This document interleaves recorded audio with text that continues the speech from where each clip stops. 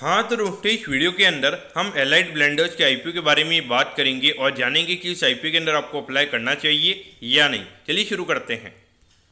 तो देखिए सबसे पहले अगर हम यहाँ पे आईपीओ की डिटेल्स के बारे में अगर हम बात करेंगे तो देखिए 25 तारीख को ये आईपीओ में स्टार्ट होता हुआ नजर आएगा और 27 तारीख को ये आईपीओ में क्लोज होता हुआ नजर आएगा। अगर हम इश्यू साइज की अगर हम बात करेंगे तो देखिए 1500 करोड़ के लगभग का इश्यू साइज हमें यहाँ पे कंपनी का नजर आता है। इसमें से अगर हम देखेंगे तो 1000 करोड़ यहाँ पे कंपनी के पास में हमें जाते हुए नजर आएंगे और 500 करोड़ का हमें यहाँ पे ऑफर फॉर सेल नजर आता है, क्योंकि कुछ प्राइवेट इक्विटी और जो प्रमोटर्स थे उनके पास में ये पैसा हमें जाता हुआ नजर आएगा। अगर हम प्राइस बैंड के बारे में अगर हम बात करेंगे तो देखिए 281 के कट ऑफ प्राइस पे कंपनी हमें शेयर देती हुई नजर आ रही है और एक लॉट के नाम यहाँ पे 53 शेयर्स का लॉट हमें यहाँ पे कंपनी का नजर आता है। तो यानी कि एक लॉट को अप्लाई करने के लिए आपको 53 शेयर्स के लॉट साइज में आपको यहाँ पे अप्लाई करना पड़ेगा।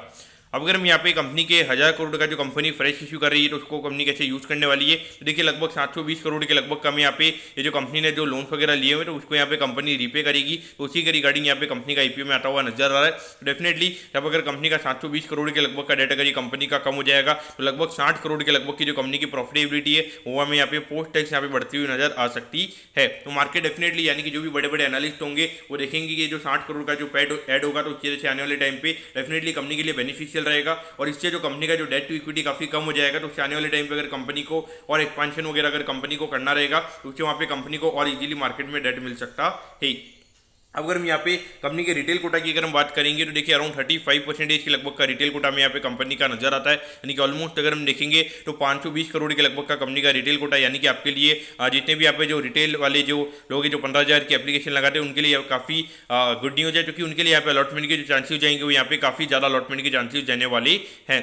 अगर हम यहाँ पे अगर हम कंपनी के फंडामेंटल यानी कि वैल्यूएशन वाइज अगर हम बात करेंगे तो मेरे ख्याल से एलाइट ब्लेंडर्स क्या काम करता है, देखिए विस्की वगैरह और उसके अलावा रम वगैरह ये जो प्रोडक्ट्स होते हैं वो ये कंपनी में यहाँ पे बेचती हुई नजर आती है। तो ऑल ओवर देखा जाए तो ये बिजनेस मॉडल में अगर हम खास करके अगर हम देखेंगे तो कंपनी का रेवेन्यू ग्रोथ अगर हम देखेंगे काफी अच्छा है, लेकिन अगर हम प्रॉफिटेबिलिटी की बात करेंगे तो हार्डली 4-5 करोड़ के लगभग का प्रॉफिट हमें भी यहाँ पे कंपनी का नजर आता है। लेकिन फिर भी अगर हम यहाँ पे प्राइस टू सेल्स के हिसाब से कंपेरिजन करेंगे तो देखिए ये साल लगभग 8,000 करोड़ के लगभग का रेवेन्यू कंपनी का हमें होता हुआ नजर आएगा और उसके हिसाब से अगर हम देखेंगे तो 7,860 करोड़ के लगभग अभी कंपनी का मार्केट कैप पे आईपीओ आ रहा है। यानी कि प्राइस टू सेल्स अगर हम बात करेंगे तो अराउंड 1 टाइम के प्राइस टू सेल्स पे आईपीओ में आता हुआ नजर आ रहा है। उस हिसाब से अगर हम देखेंगे तो वैल्यूएशन वाइज यहाँ पे ठीक है। और उसके बाद अगर हम लॉन्ग टर्म में अगर हम देखें यानी कि 1-2 साल में लगभग 60 करोड़ के लगभग का पेड कंपनी का जो इंटरेस्ट कॉस्ट यहाँ पे कंपनी की बचेगी उससे हमें यहाँ पे बढ़ता हुआ नजर आएगा। तो उसके हिसाब से अगर हम देखेंगे तो कहीं ना कहीं मेरे हिसाब से डिमांड तो यहाँ पे आईपीओ की रहने वाली है। मुझे लगता है कि अराउंड 15 से 20% के प्रीमियम पे ये कंपनी हमें खुलती हुई नजर आ सकती है। तो मेरे ख्याल से डेफिनेटली आपको यहाँ पे लिस्टिंग इनके लिए अप्लाई करना चाहिए। मेरे ख्याल से अगर आपको अप्लाई करना ही है तो देखिए जिन लोगों के पास 10 लाख रुपए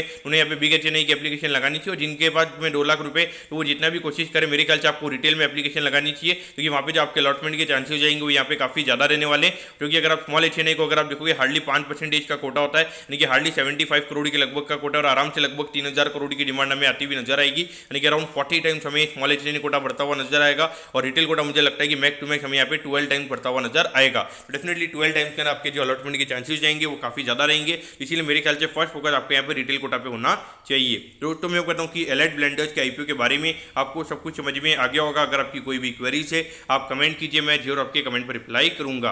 ओके दोस्तों, thank you, have a nice day.